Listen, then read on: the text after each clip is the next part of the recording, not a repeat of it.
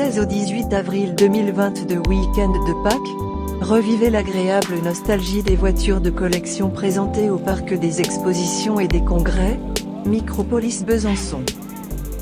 Pour tous les fans et amateurs de vieilles voitures ou de véhicules de collection, vous pourrez admirer des carrosseries flamboyantes, écouter des moteurs ronronner, voyager à travers les siècles et tutoyer de véritables bijoux. Ce grand rendez-vous co-organisé par l'association passionnée de véhicules anciens, PVA, et Micropolis se définit clairement comme un événement régional incontournable de l'univers du véhicule de sport et de collection.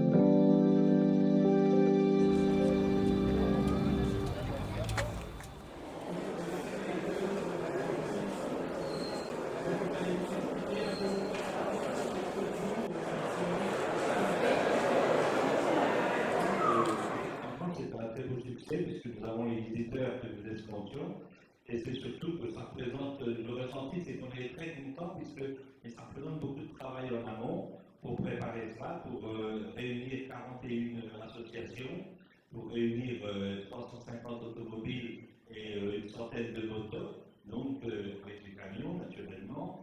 Donc oui, ça a fait beaucoup de travail, il faut beaucoup de volonté pour persuader les collectionneurs d'amener leurs véhicules, surtout le week-end de Pâques, qui est souvent un week-end privilégié pour la famille. Ceci dit, où on est fier, pas peu fier de l'organisation, c'est le fait qu'il y ait toute une variété, c'est-à-dire chaque visiteur trouve son compte. L'amateur de chevaux, l'amateur de jeep, l'amateur de moto, l'amateur de camion, l'amateur de voitures de sport, l'amateur de voitures anglaises, etc. Donc tout le monde y trouve son compte. Il y a toutes les époques, puisque ça commence avec pour la vie de 1897 jusqu'aux années 2000, où donc le public est très satisfait, parce qu'il trouve forcément quelque chose à son image.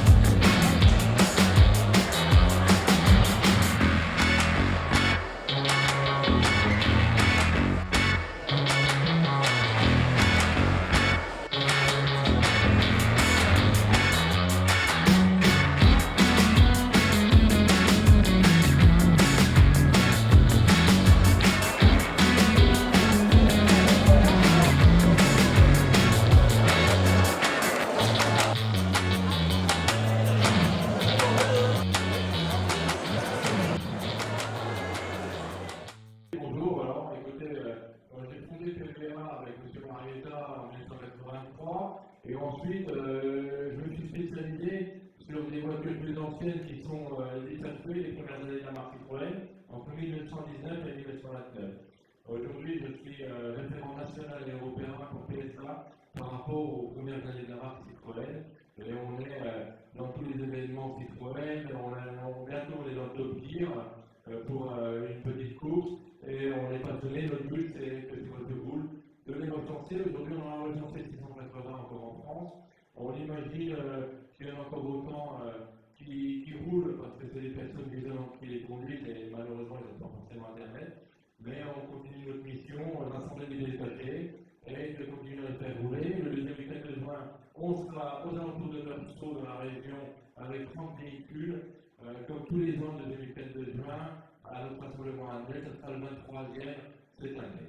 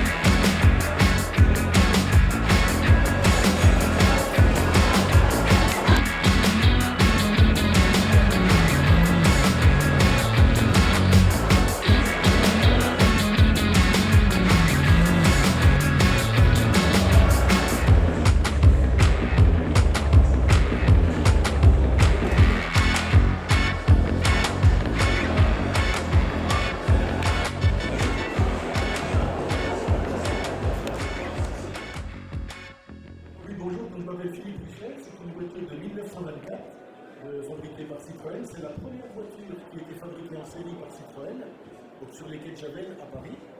Cette voiture a été fabriquée à 83 000 exemplaires. C'est un modèle sport qui a été fabriqué à beaucoup moins d'exemplaires, c'est ce qui fait sa rareté. Il y en aurait à peu près peu dans le monde qui l'aurait encore. J'ai acheté cette voiture dans l'état d'origine. On peut imaginer qu'elle était un petit peu rouillée, elle était un petit peu pourrie, comme on dit.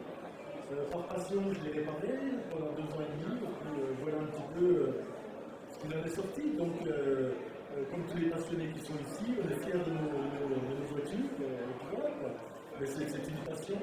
Quand on va se promener à la campagne, évidemment, à 50 à l'heure, on vit dans un autre monde, et c'est autre chose, c'est ça. C'est une passion. Voilà, tout simplement. Merci.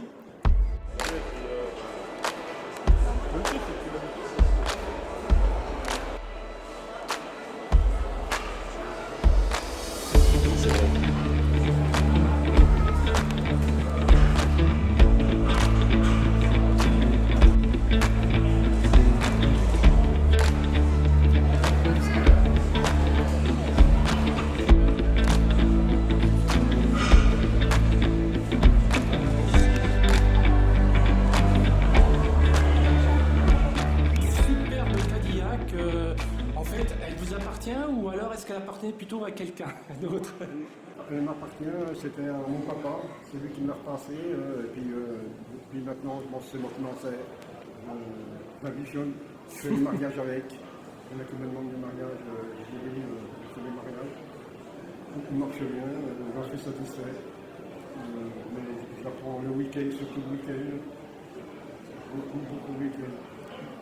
D'accord. Puis ce que j'aurais voulu savoir, est-ce que vous faites partie d'une association ou bien c'est simplement un plaisir personnel que vous avez avec ce type de voiture hein, qui sort un peu du lot, on va dire.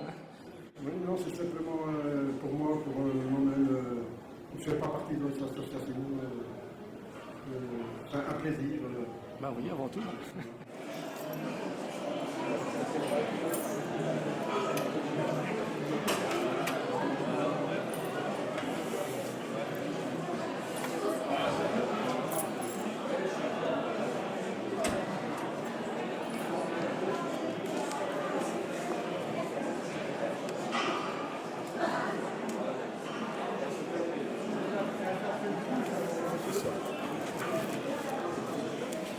Avec sa voiture, c'est lui. D'accord. Ça, c'est le Pascal, le propriétaire de la voiture qui est à côté de la mienne. Juste à côté, oui, d'accord. Juste à côté.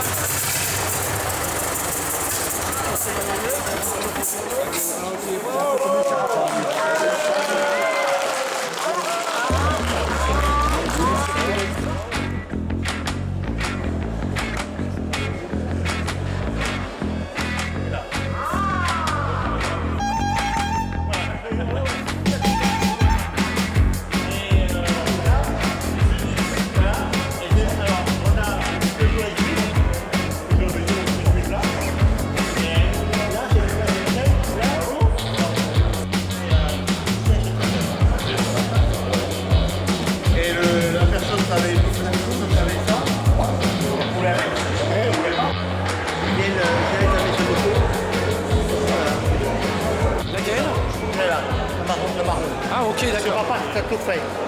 Très bien. C'est lui qui a ouvert le c'est toi. C'était tout fait, c'est lui. Lui le gars. Voilà. Donc je présume que c'est un passionné, quoi. D'accord. Comme l'indique, c'est un club de passionnés de véhicules anciens. Moto, camion, engins militaires.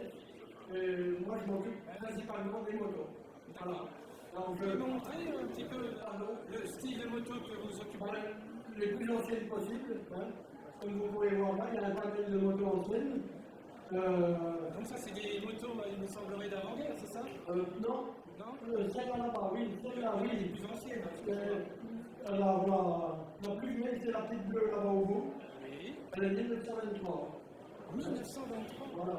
Les quatre là, c'est des avant-guerres.